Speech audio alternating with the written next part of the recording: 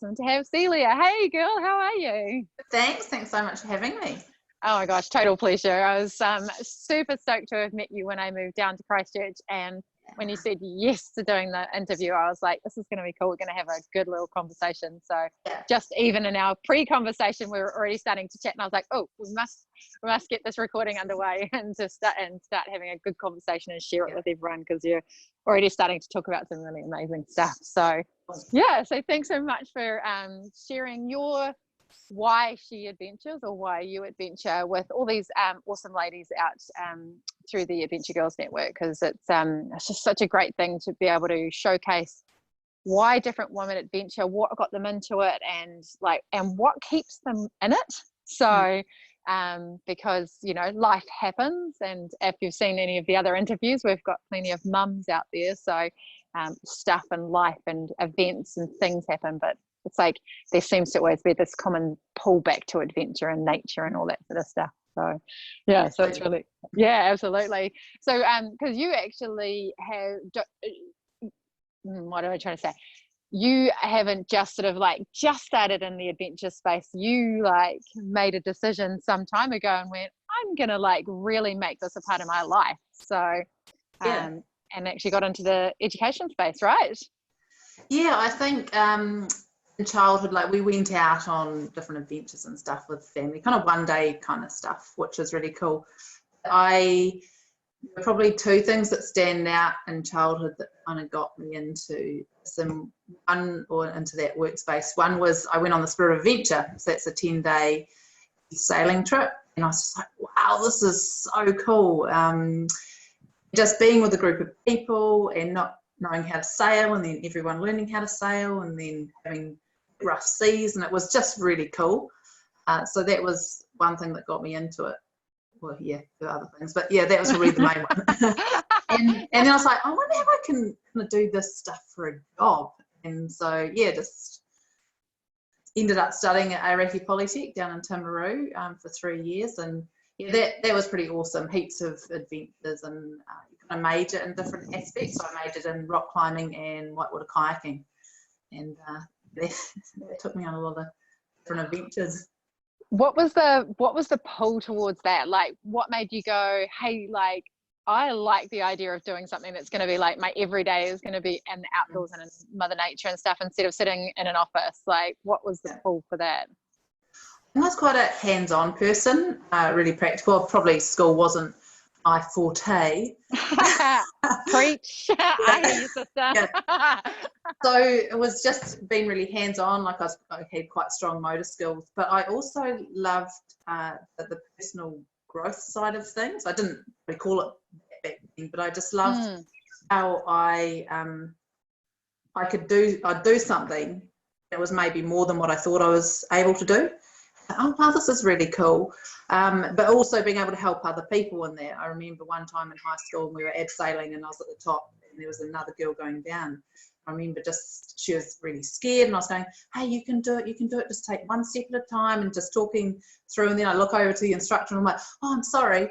And he's like, no, go. But it also was something that I felt was probably quite natural. Encourage people to step outside their comfort zone and try new things. So that was it. But also just the love of nature. I've always had holiday houses up in really cool places, and I just felt at one when I was outside. So because you've brought that now into your current life now with your the work that you're doing, the business that you've created.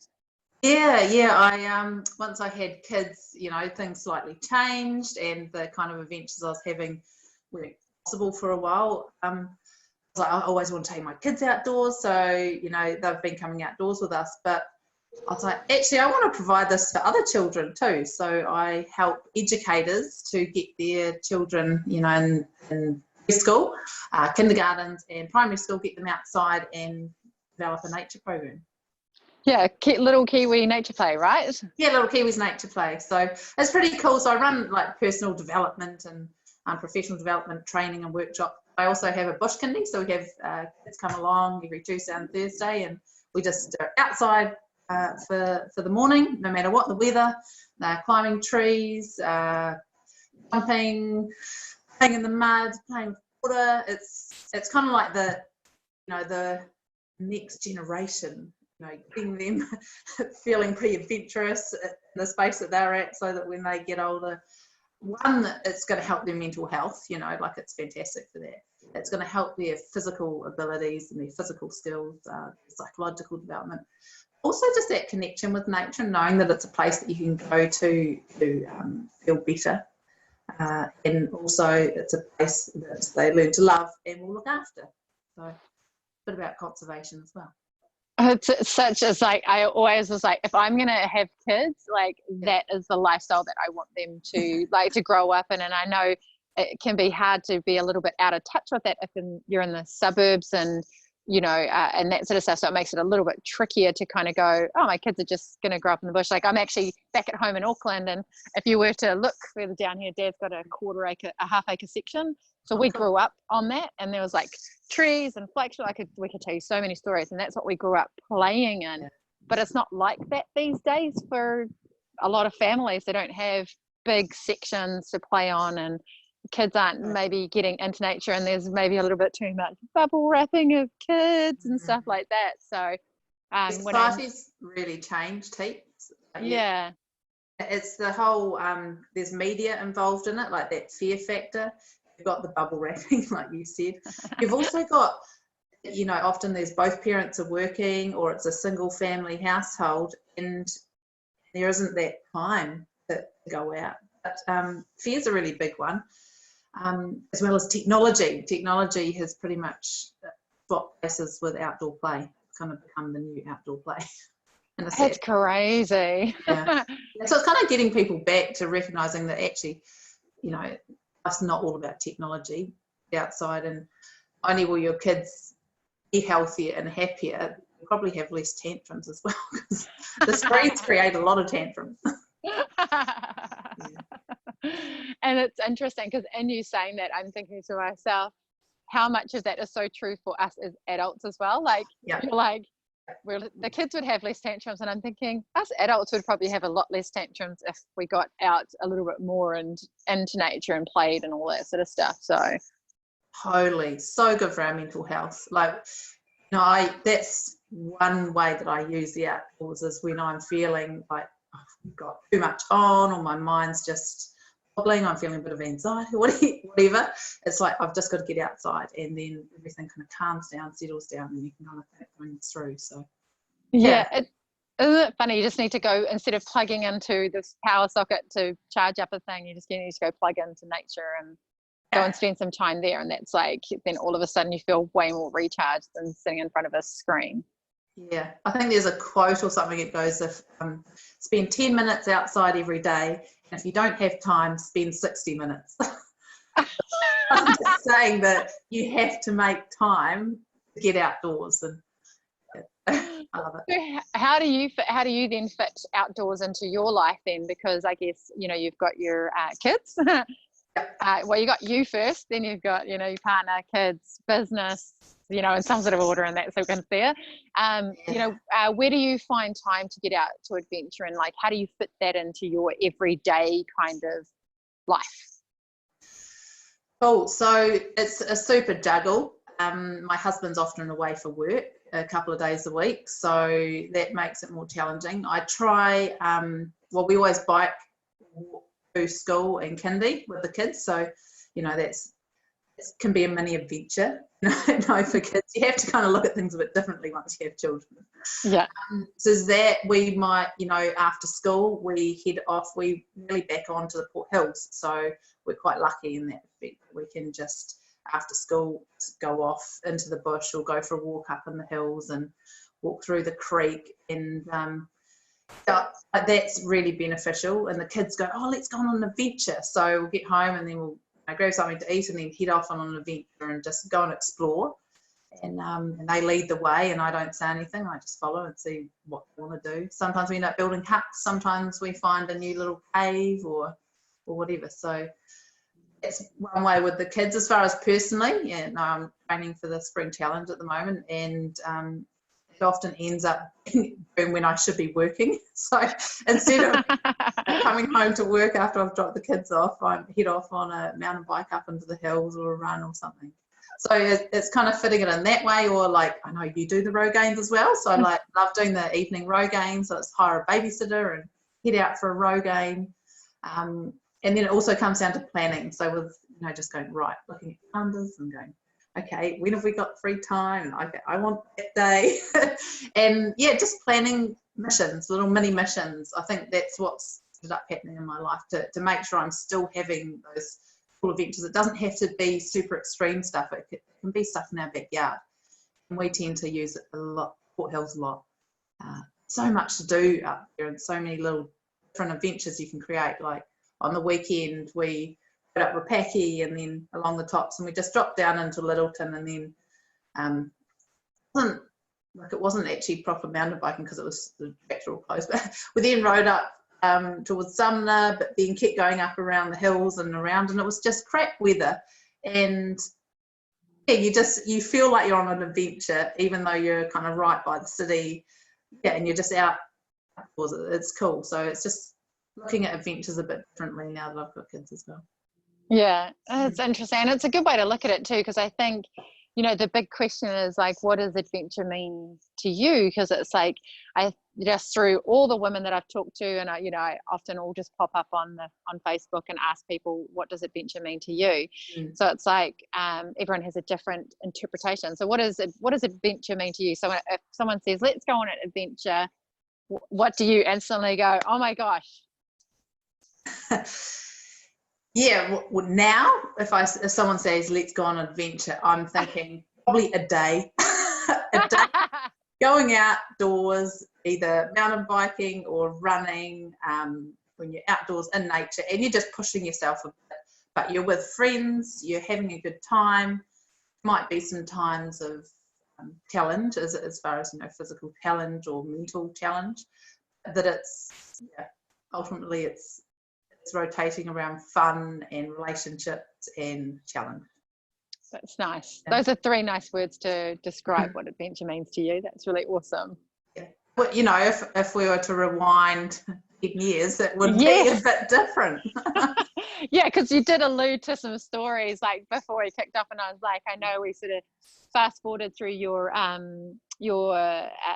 outdoor adventure instructor career and stuff like that. So we can definitely press pause on the business stuff and jump back to that, because I think it sounds like you had a whole lot of fun leading up to that, and that's probably what's helped shape and launch, the desire for your kids to be more outdoors and all of that. So yeah, I'll shall I start with a story? Yes, we love a good story. I'll go for a maybe a favorite adventure. I think I used to do a lot of whitewater kayaking, and so different grades of rivers and stuff, but there was one adventure that we went on, and it was called Waikaia River. So it was a class 4-5 river, and it was about a day. I don't know what that means. So what does that mean for anybody else who is non-kayak aware or river grading aware? Rivers paint us a picture of that. Rivers go from kind of grade 1 to grade 5, and kind of do have a grade 6, but not many people go into that space. Right, so grade 5 is shit your pants for a newbie. Yeah, like whitewater rafting is around the grade 4-5 kind of thing. It's similar to kayaking. Yeah. Okay, shit your pants stuff.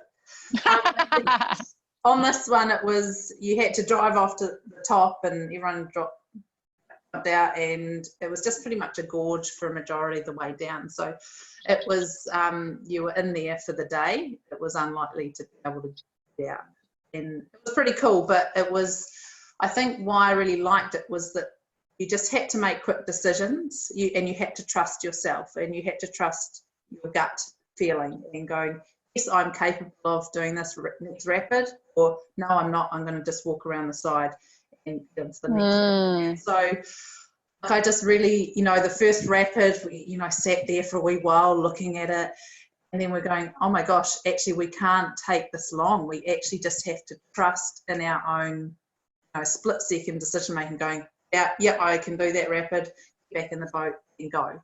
So yeah, it just taught me a lot about my abilities to be able to be confident with my ability and confident with my decision making. And so that was kind of a personal growth moment for me. But it was epic. Like, it was such a cool, just a big day of 7-8 hours on the water, going in and out of your boat, checking the next rapid. I can do it. No, I can't. And just doing it and not worrying about it and not being self-conscious. Oh, I should be kayaking this section. And it's like, no, I'm not. Don't feel right. Trust myself. Yeah. How does that now serve you in what you do, like everyday life or work or business, kids, that sort of stuff? Like, how do you take those learning and that growth? Because that is cool stuff that being in the outdoors does bring, is like, if you are going out and adventuring, I'd like to think that, and on levels, whether it's big jumps or just tiny little steps, we're growing and developing new skills every time we go out, whether that's a hard skill like how to do a thing or a internal skill. So well, I think everything that we learn when we're outside our comfort zone, especially when that's in a physical challenge or mental challenge, it's transferable to all other areas of our life. So for example, now I really trust my gut. There's another story I can tell you about that. We love a good story. You can share as many of those as you like. I think I just really trust my gut. So if I have a feeling, I just go with that. And even if I can't rationalize that, it doesn't matter. That's what I trust the most. That probably came out for me a lot when I was raft guiding in Japan. And I'll cut to the short story because it's quite long, but a couple of rafts flipped on a rapid. It doesn't end well, by the way.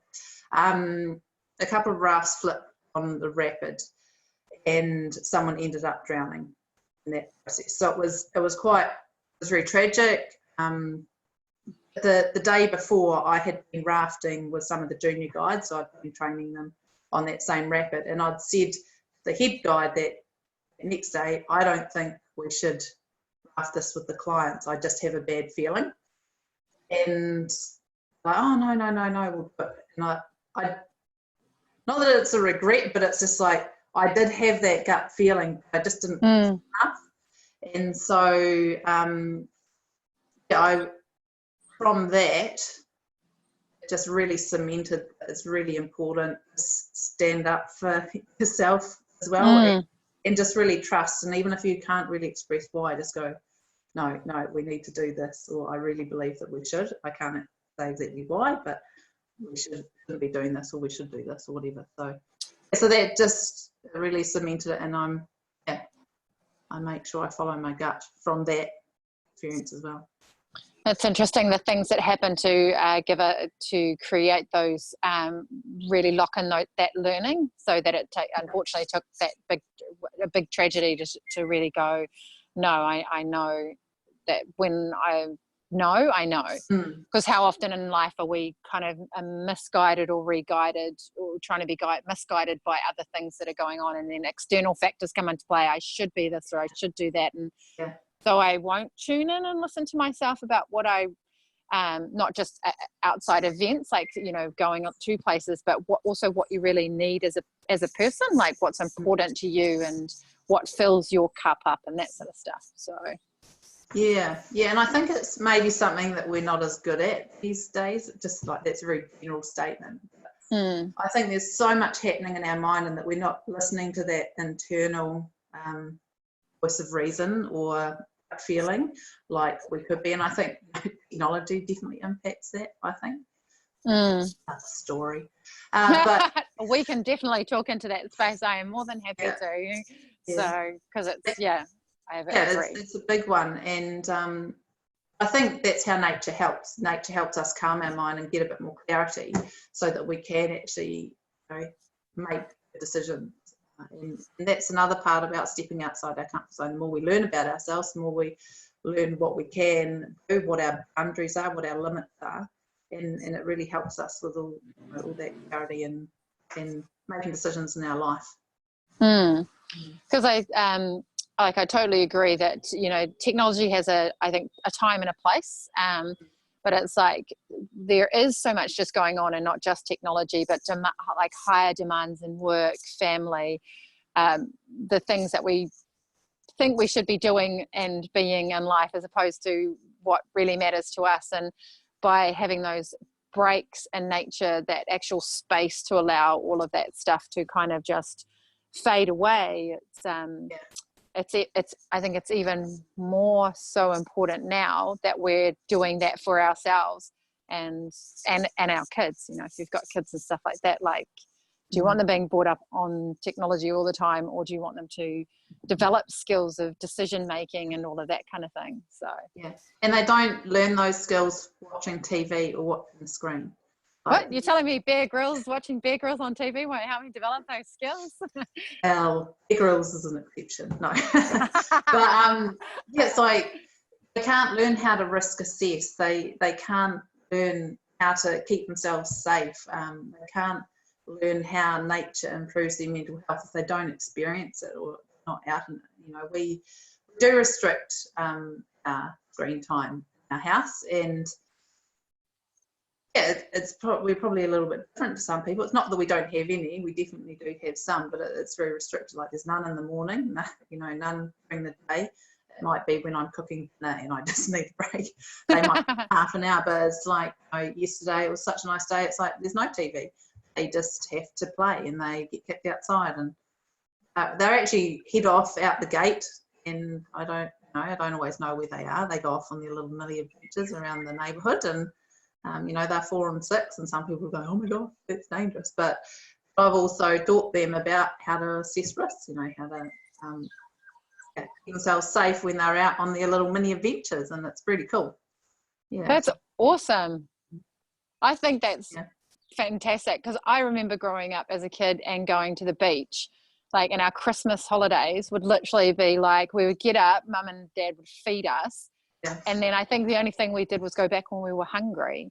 And I don't remember us ever like going, oh yeah, we're going to go there, because we would go the entire campground. Like, we had the whole full campground experience. I went up to the Bay of Islands, and it would be like the beach was there, we would go swimming, it would go climb on the rocks and swing off Hutakawa trees, we'd go up into the bush, but that's what we would just do all day until we got hungry, and then we would go back to the caravan. So yeah, it's such an interesting world that we live in these days, where it's like we're so connected with our devices and all that sort of stuff, which is it's great in some ways to get you to a point, but not. I think it just tends to rule our lives a little bit more than it should. Yeah, totally. And I know we all going to say, back in the day and stuff, and it's not that we were hard out back then or anything. It's just there are some aspects of us growing up in our childhoods that is actually really beneficial, and the research is really clear on that. It's just saying actually children need time, and they need free play. They need to be able to fall off things and learn from it. And that is their own little adventures. They're learning, they're stepping outside their comfort zone when they're climbing a tree that they haven't climbed before, and learning what they're able to do, and that's what adventuring is for me. You're learning new things each time you go on an adventure about yourself. So kids are doing it, and they need to be able to do that when they're young.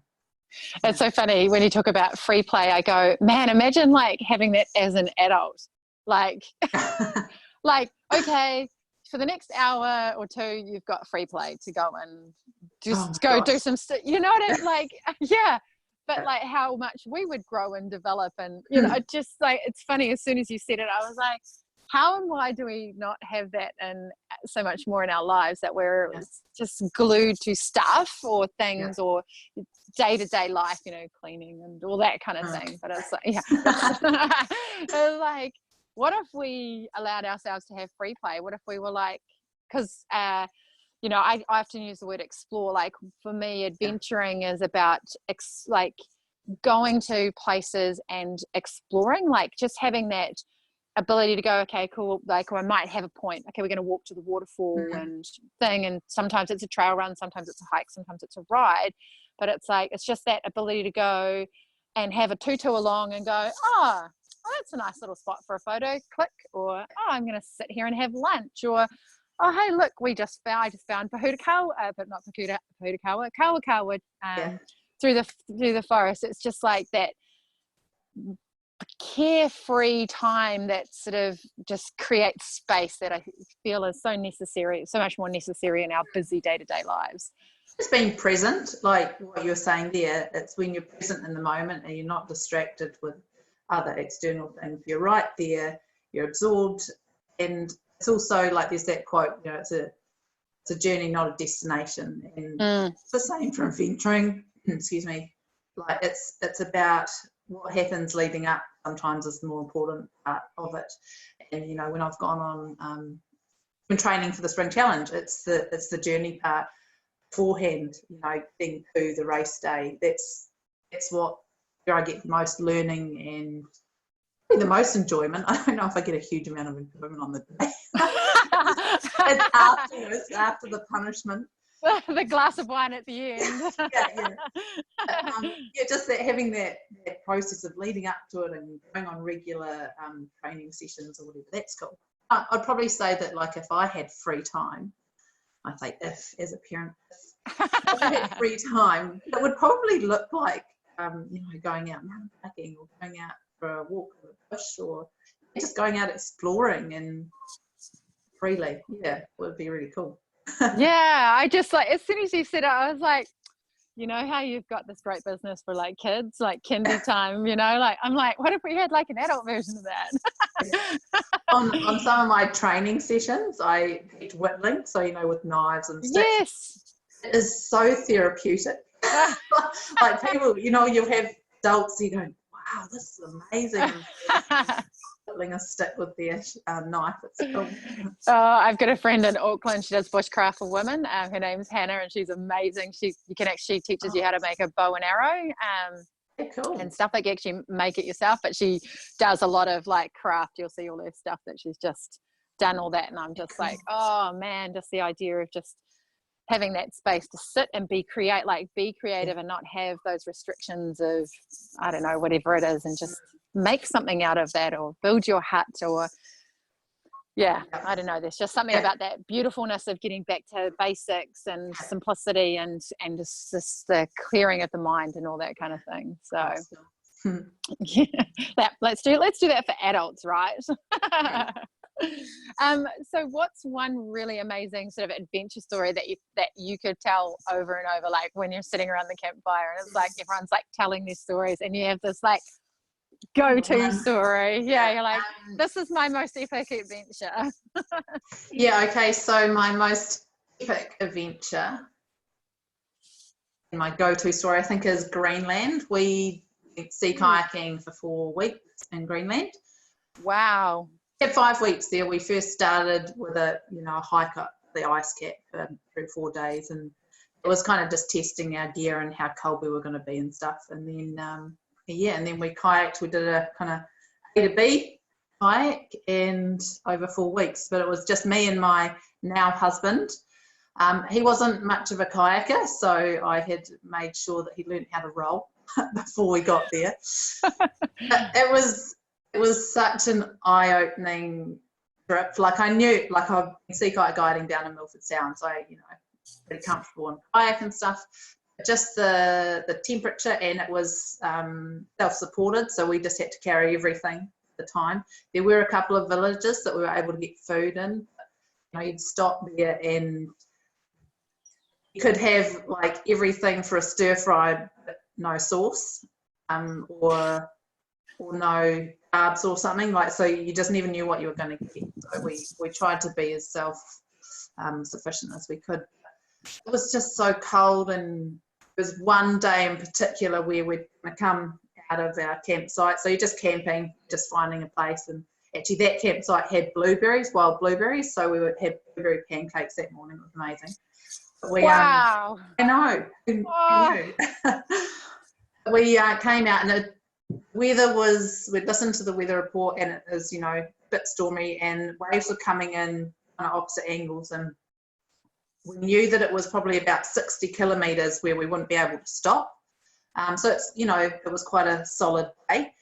And we came out, and my husband, a wave tipped him over, but then there was like a big cliff there that had washed another wave back, and it just rolled him back up.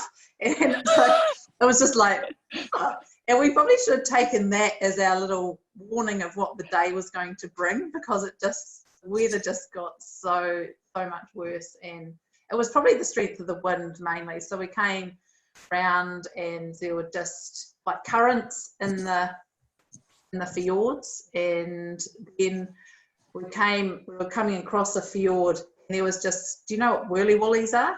No. Are like many cyclones that just come straight down the fjords. So like this big, cyclones, like you just see this wall of water spinning around, vortexes, I think maybe they're called. Anyway, and so we're just paddling across, and they're just hitting us, every 10 minutes or so.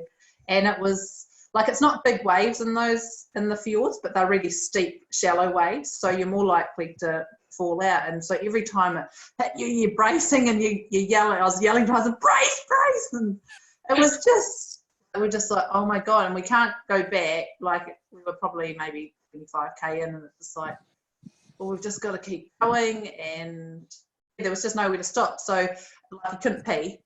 On calm days, I could pee, like he would hold my kayak, and I would stand on the back and pull my pants down. Now that is love. Can you hold my kayak while I pee off the side, darling? No, isn't that gorgeous?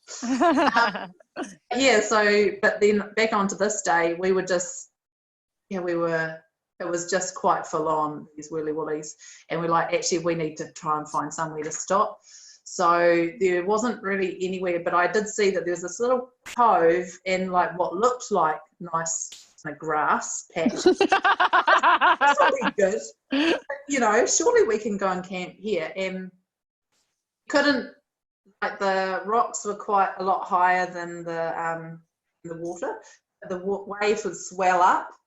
And we had to time it to onto the thing to get out of your kayak. It's like, I managed to time it. Well, I think maybe I hit the rock the first time, but then timed it better the second time. It was pouring with rain. We pitched our tent. Long story short, it was actually a swamp.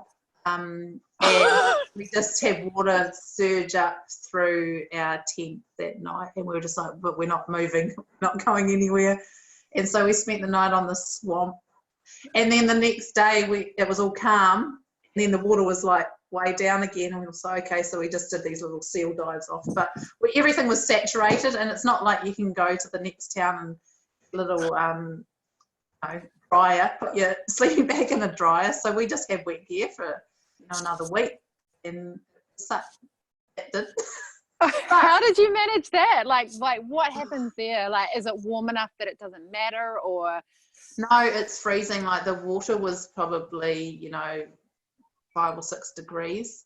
So in the bottom of our kayaks, we had not thermarest, cell phone matting just under our legs, just to try and keep us warm, because even stopping for lunch, you just didn't stop for long because it just got so cold. We did come across this old derelict hut, and we tried to light a fire in it to try and dry out stuff, but it just didn't. Maybe dried a little bit. It was just all It's a good token effort.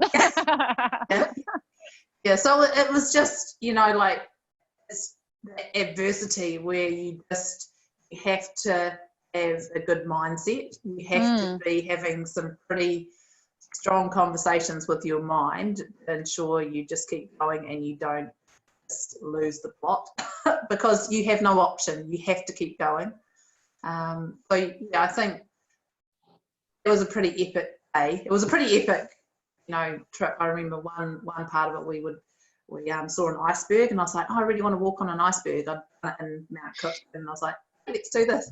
And so, 20% of the iceberg's above the water and then 80% below. So I went and jumped on, and then it started moving. I'm like, oh, this isn't actually good, because if I fell in the water and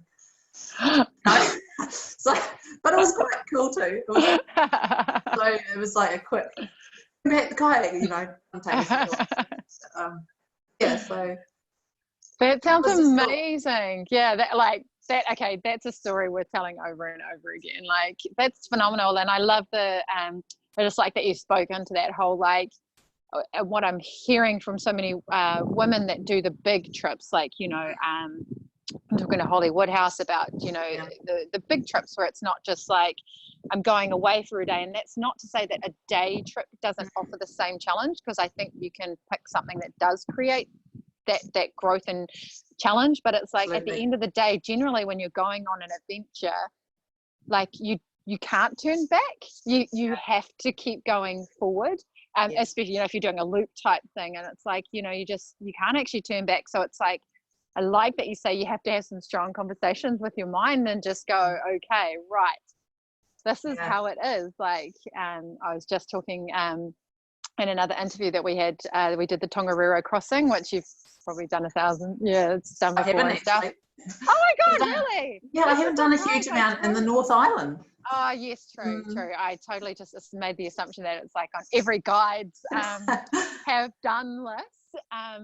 And we set off with our guide, and the day was meant to clear, and we had all our gear packed because we go with a guide and we always make sure that we've got our stuff. We're like, unlike some people who go and do it and don't take the right gear, and it didn't lift, and we got to heading towards the red crater and stuff like that, and it's like, right, so we're sort of, it's 50-50, we can cross, it's going to be really challenging. We had 120k gusts at the top, so and you're getting up to the top, it's getting narrow, you've got the red crater, and she's like, so if we're doing it, this is how we have to do it, and you have to pair up, and we cannot stop. Like this is not a photo opportunity walk, this is like a up over for your safety, down the other side, and then we'll stop and we'll eat lunch under an emergency shelter.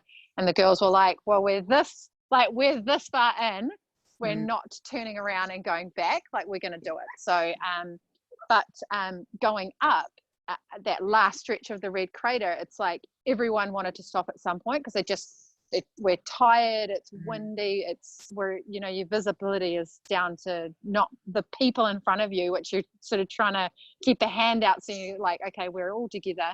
But it was like such an amazing experience. Once we got to the other side, we ate under the emergency shelter, everyone's still like putting more layers on, eating food, and then we come around to the blue lake, and it just starts to open up, and we're just like, did we just, and now we're like, but those girls from that still talk about it to this day, just about that trip, because they were so challenged through it, and they chose to go forward, like we're choosing to do this, and then coming out the other side, they were just like, we're freaking superheroes, it was just that real, like, once you grow that way, then like what you're capable of, and then it's so hard to ever go, like if you're faced with a situation again, you're like, well, shit, if I did that, I can do that. I got that. So you get this new level of what you're capable of.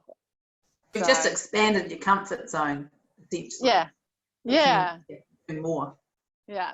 So I think, like, for me, that's what I love about those sort of big, juicy adventures. They really help to grow and shape you. And then you get all the cool little mini adventures that you get to throw into life, the day-to-day stuff and all that kind of thing. So, So I do love the expedition type ones. We did overseas, and that was the most epic. I think it was also because we got a helicopter down to where we started, and then we had to get back to make sure we got our flight out. So there was also pressure on, to make sure we got our flight out of Greenland. Wow. Yeah. And what does it take to prep for a trip like that? Like you obviously were very well versed in it, given that you were a guide and all that kind of stuff, but your husband was less experienced, from what you said at the beginning. Yes. Yeah. So I guess because I had the kind of navigational skills and the risk management stuff, so I did a lot of that kind of planning and thinking about food and emergency stuff and testing equipment. Also, I delegated a few bits to my husband. So I think I was in London at the time and he was in New Zealand. I said, right, can you get us this cooker? You need to test it out before we come, just to make sure all the bits are right and the parts work. You'll love this part of the story. I'm like, Where is the story going? The planning, that is the important part, because once you're there, you can't change what you've got. It's not like it doesn't have shops and what we know, so you can't go and buy the stuff that you need if you've forgotten it. So I had to make sure all the gear worked, and I asked them, did you test out? Yeah, it's all good. Got there and we did the test hike, and of course with the kind of cooker we got, you could either have kind of liquid gas or one of those gas canisters, and it was easier to get the liquid gas in Greenland. So I said, we'll try and connect, and it won't connect. I was like, where are the other bits? And long story short, he'd thrown out the other connector bits. And so we literally were going, oh my God, we don't have any gas for 5 weeks in Greenland. And so we had cold meals for 3 days while we did our hike. And then we got back, but luckily people had bought canisters in previously, and there were lots of half-empty ones at this kind of hostel that we stayed at. And so we were able to gather and collect half used, but it just meant it took up so much room in our kayaks as well. So it was just like, it's those things that are good learning. The preparation, then he understood what I meant by testing it out, but I hadn't made myself clear, obviously. Actually cooking something and seeing if the right gas fit. Yeah, that's awesome. Yeah, part of the enjoyment is the planning and looking in detail at the maps and going, okay, well, how long is it going to take to get here, and what's the weather like at that time of year? So we read quite a lot of books leading up. It was probably about a year in the planning to do that trip, and especially unassisted when you're doing it by yourself. Have a bit more planning going on. There's probably things you would do differently with what you know now, but at the time we did the best that we could with what we knew. Yeah. Actually, that leads into a great question. So looking back now, what would a piece of advice that you would give to your, say your 18, were you guiding and outdoor educating back at 18 and stuff like that, or when did you get into that? I did Polytech for 3 years, so through to about 21. Oh yeah, okay. So then, what would the you now say to the 21-year-old you? What would one piece of great advice for life or adventure be that you'd give your 21-year-old self?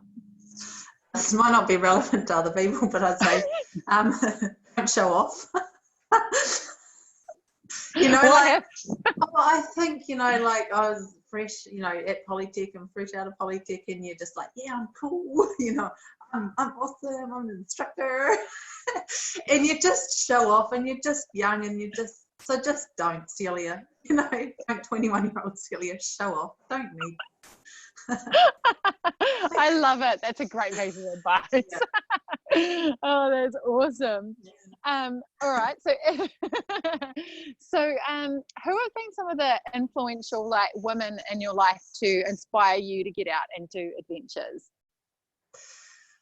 I think when I was at Polytech, there was a woman, Jo Straker, and she was a tutor at Polytech, and I just was always in awe of her presence when we were outdoors. She was just so capable, but she just always had such a cool, collected presence, and I was quite inspired by just watching her abilities outdoors and going, gosh, I think I'd like that as an instructor, but also as an adventurer. She would just go on these really cool missions, and they were just, her and her husband, they're just really capable of doing stuff, and they just did cool adventures, and I was like, I want to be like that. So yeah.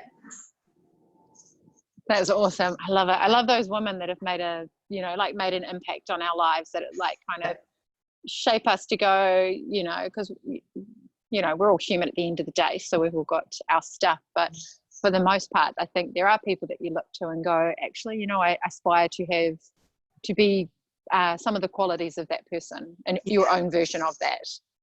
Yeah, and it's probably you're right, it's the qualities of her, even though she was adventuring, but it's just the qualities, and I just really like the qualities, and that she adventured as well. Very cool. Yes.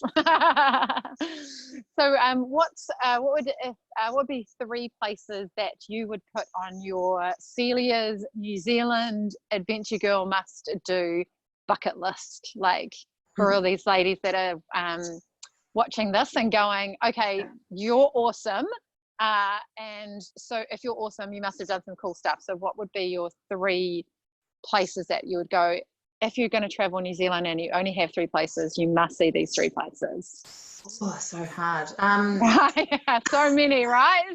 Yeah, and I guess I love Fiordland. Like, I lived there for a number of different seasons, and it was just such a magical place. And I don't think it really matters where you go there, because there are so many awesome adventures, whether it's kayaking or hiking, it's anything really. There's just so much cool stuff. So I'd say that area.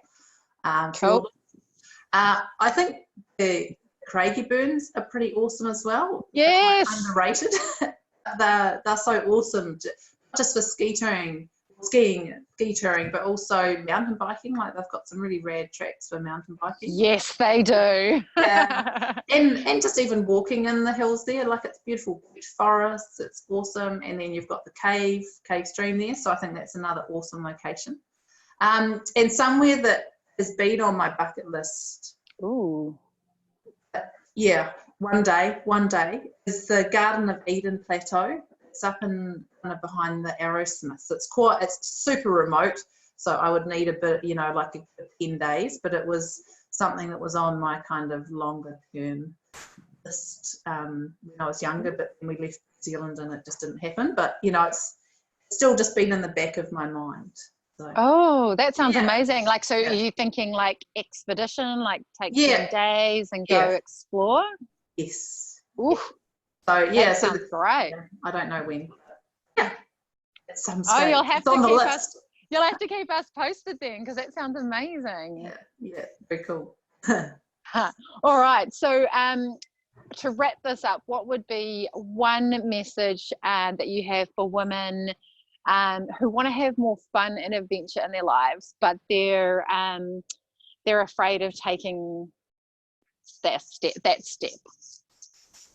I think the mind is really powerful tool, and I think if you're wanting to but you're feeling the fear, you need to just change your mindset or your language that you're using. And it can be as simple as just saying, okay, I can do this, I am capable.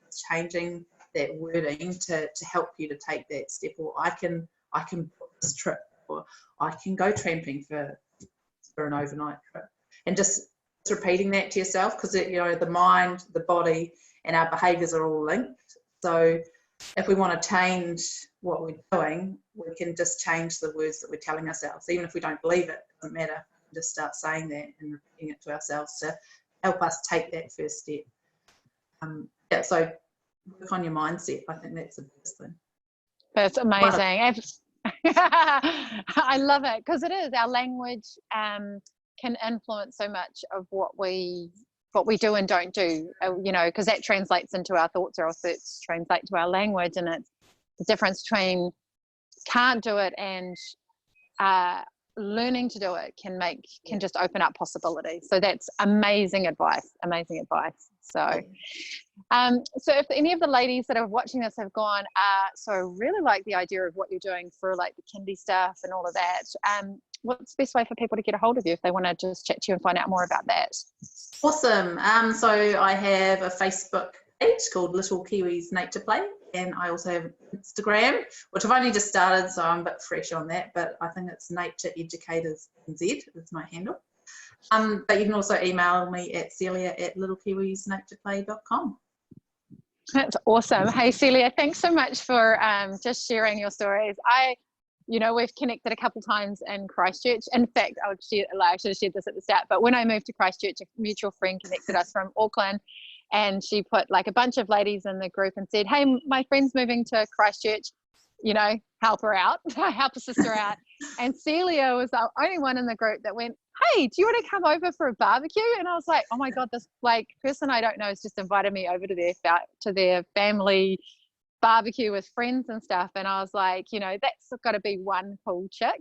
And ever since then I've just been a fan of what you do, and knowing what you do for a business, and like just your zest for life. And I'm always seeing your posts about you going out and doing stuff. It keeps me honest and on track for getting out and doing more stuff as well. So it's funny that we were just laughing. I'm up here in Auckland, Celia's down there in Christchurch, and we're doing this like remotely, and we actually live only just around the hill from each other. So yeah, it's a bit crazy. So we're already like, right after your training's finished, we'll get together and actually go and do some real life adventures together, because that's the fun stuff, right? Having girlfriends to go and do cool things with. So yeah, thanks so much for inviting me on this. I think it's been really cool. Like I was saying before the call, that I've been able to reflect on the different adventures I've had. I was like, oh my gosh, it was so cool, and I've forgotten about that. So it's been really awesome to be able to chat about it and share some of the stories. Oh, thank you so much, because I know there'll be women that will like connect with you, and you'll resonate with them, and they'll be like, oh, she's like me. So then if she's out doing this stuff, she's a mum and she's out adventuring, then so can I. They'll see themselves in you. And that's the beautiful thing about the Why She Adventures conversation series, is that it's all these different women that have a different version of adventure and how they fit it into their days. And everyone's got different lives, so the fact that you get to share your version and what you do and stuff like that, I really appreciate it, because I know there'll be women that will be fully inspired by the fact that you're getting out there, and they might have put Greenland on their list, and Awesome. Because they just want their husbands to hold the boat so they can pay off the side. Now that is love. Yeah, I love. Yeah. So thanks so much for doing that. I can't wait. I'll be back down in a week once I've got the camper van down. So awesome. We'll catch up for a real life adventure in that. So, and for all you ladies that are watching here, if you got kids and you want them to get out and have some more play, definitely get in touch with Celia for stuff in Christchurch and all that cool stuff. So, and we'll see you all out there. Yeah. Oh, thanks. Cool. Here's to getting more women outdoors doing some cool shit. Yeah. Happy adventuring. Yay. See ya.